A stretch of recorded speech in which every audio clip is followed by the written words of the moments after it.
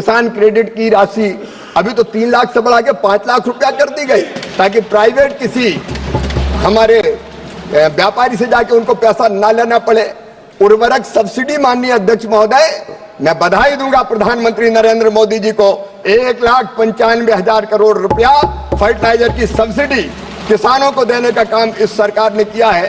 प्रधानमंत्री फसल बीमा योजना का विवरण मैंने अभी यह माननीय अध्यक्ष महोदय दिया है। सूक्ष्म सिंचाई योजना है, नए उन्नत बीज हम आईसीआर के माध्यम से तैयार करके किसानों को देने का प्रयास कर रहे हैं। कृषि का मैकेनाइजेशन है, जब नुकसान हो जाए तो उसकी भरपाई का प्रावधान है। कृषि का विविधीकरण है, फलों की खेती, फूलों की खेती, सब्जियों की खेती, औषधि खेती, मसालों की खेती, पशुपालन, मछली पालन, मधुमक्खी पालन, कृषि वानिकी, इतने काम किए हैं कि आज किसान की हालत लगातार ठीक होती चली जा रही है। अधिक है। माननीय अध्यक्ष महोदय, माननीय सदस्य ने एक और महत्वपूर्ण सवाल पूछा है। फसल बीमा योजना पहले भी थी, लेकिन वो डिफेक्टिव थी, उसमें कई परिवर्तन किए गए। जैसे पहले प्रावधान था राष्ट्रीय कृषि बीमा योजना में क्या 100% क्षति होगी तब राज्य और केंद्र सरकार दावे की भुगतान की राशि का वहन करेंगे, और उसमें अनावश्यक देरी होती थी, कभी राज्य का पैसा नहीं आया, कभी केंद्र का पैसा नहीं आया। प्रधानमंत्री फसल बीमा योजना में संपूर्ण जोखिम बीमा कंपनी को वहन करना होता है। मैं माननीय सदस्य महोदय को बताना चाहूंगा, फसल बीमा योजना की इकाई पहले तहसील हुआ करती थी, गांव नहीं होता था, पंचायत नहीं होती थी। और तहसील की इकाई होने का मतलब यह है कि अगर एक गांव के किसानों की फसल बर्बाद हो जाए तो राहत नहीं मिलेगी, 10 गांव के किसानों की फसल बर्बाद हो जाए तो राहत नहीं मिलेगी। जब पूरी तहसील के किसानों की फसल बर्बाद होगी तब राहत मिलेगी। मतलब एक गांव 10 गांव के किसानों की फसल खराब हो तो वो भगवान से प्रार्थना करे कि सबकी खराब हो जाए तो हमें राहत मिलेगी। प्रधानमंत्री जी के नेतृत्व में यह फैसला किया कि प्रधानमंत्री फसल बीमा योजना में बीमा की इकाई ग्राम पंचायत को बना दिया गया, गांव को बना दिया गया, ताकि गांव में नुकसान हो तो दावा मिल जाए। माननीय अध्यक्ष महोदय, पहले ऋणी किसान आवश्यक रूप से फसल बीमा योजना उनको करवाना पड़ता था, आवश्यक थी उनके लिए। अब ये ऋणी हो चाहे गैर ऋणी हो, उनको स्वैच्छिक कर दी गई है, उनकी मर्जी, वो कराए चाहे ना कराए।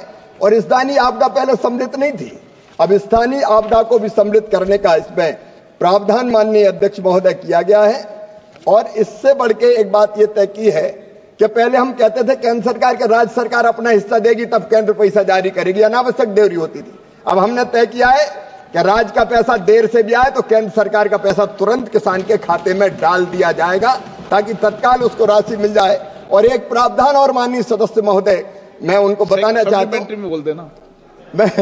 मैं उनको बताना चाहता हूं कि अगर बीमा कंपनी अनावश्यक भुगतान में देर करेगी तो 12% ब्याज किसान को उसको देना पड़ेगा। अनेकों ऐसे उपाय किए गए माननीय अध्यक्ष महोदय। ओके, माननीय सदस्य सप्लीमेंट्री। मेरी दूसरी सप्लीमेंट्री किसानों के वित्तीय सहायता बची नहीं, सप्लीमेंट्री कोई पूछ लो आप। हाँ सर, उनकी आर्थिक किसानों की जो आर्थिक स्थिति है से संबंधित है। एनसीआरबी की रिपोर्ट के अनुसार देश के कृषि क्षेत्र से जुड़े अनेक लोगों ने आत्महत्या की है। इसमें विशेषकर महाराष्ट्र राज्य के किसानों की स्थिति तो बहुत ही बदतर है। किसानों को मजबूर आत्महत्या करनी पड़ती है। आपका प्रश्न क्या है? इसलिए मैं आपके माध्यम से माननीय मंत्री महोदय से जानना चाहूंगा कि किसानों को वित्तीय सहायता की आवश्यकता न हो और वो आत्मनिर्भर बन सके, इसके लिए केंद्र सरकार ने किसानों को उनकी फसल का वाजिब मूल्य दिलवाने, कर्ज की समस्या के निजात दिलाने, फसल को कीट और रोगों से बचाने, बीज और उर्वरकों की कम कीमतें सुनिश्चित किए जाने। तो इतना लंबा प्रश्न पूछ रहे हो कि पूरी डिबेट हो जाएगी। माननीय मंत्री जी, आप तो शॉर्ट बता दो सब योजना पर। ठीक है माननीय अध्यक्ष महोदय, किसान हितैषी सांसद है, मैं उनको धन्यवाद देता हूं। बड़ा व्यापक प्रश्न उन्होंने पूछा है। आप व्यापक जवाब मत देने लगे। अब प्रश्न व्यापक है माननीय अध्यक्ष महोदय, तो मैं क्या कर सकता हूं? और माननीय सदस्य बहुत सारे उनने पूछा है तो इतनी योजनाएं माननीय अध्यक्ष महोदय, प्रधानमंत्री किसान सम्मान निधि, इसलिए कि छोटे किसान को दिक्कत ना हो कृषि आदानों को देने में। किसान क्रेडिट की राशि अभी तो 3 लाख से बढ़ा के 5 लाख रुपया कर दी गई, ताकि प्राइवेट किसी हमारे व्यापारी से जाके उनको पैसा ना लेना पड़े।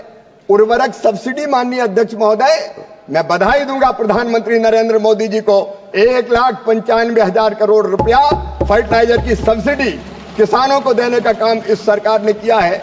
प्रधानमंत्री फसल बीमा योजना का विवरण मैंने अभी यह माननीय अध्यक्ष महोदय दिया है। सूक्ष्म सिंचाई योजना है, नए उन्नत बीज हम आईसीआर के माध्यम से तैयार करके किसानों को देने का प्रयास कर रहे हैं। कृषि का मैकेनाइजेशन है, जब नुकसान हो जाए तो उसकी भरपाई का प्रावधान है।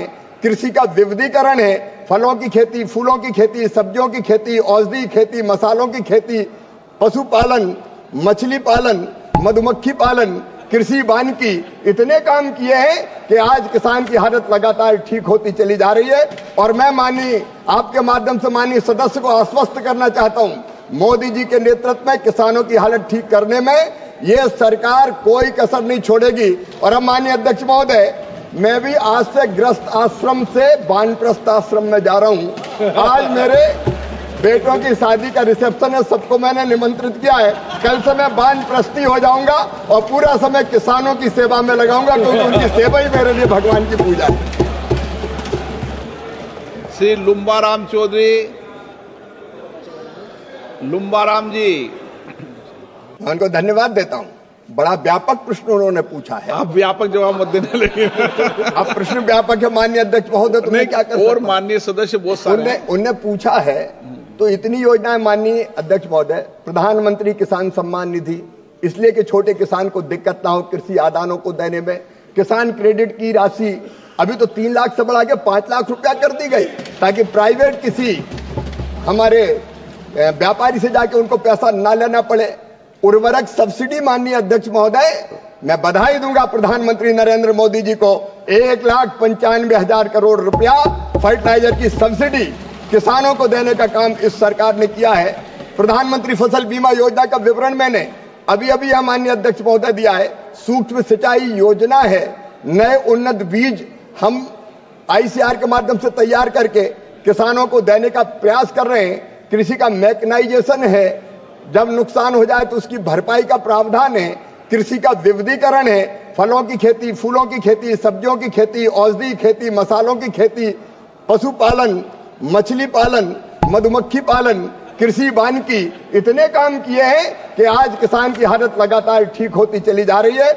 और मैं माननीय आपके माध्यम से माननीय सदस्य को आश्वस्त करना चाहता हूं, मोदी जी के नेतृत्व में किसानों की हालत ठीक करने में ये सरकार कोई कसर नहीं छोड़ेगी। और अब माननीय अध्यक्ष महोदय, मैं भी आज से ग्रस्त आश्रम से वानप्रस्थ आश्रम में जा रहा हूं। आज मेरे बेटों की शादी का रिसेप्शन है, सबको मैंने निमंत्रित किया है। कल से मैं वानप्रस्थी हो जाऊंगा और पूरा समय किसानों की सेवा में लगाऊंगा, क्योंकि उनकी सेवा ही मेरे लिए भगवान की पूजा है।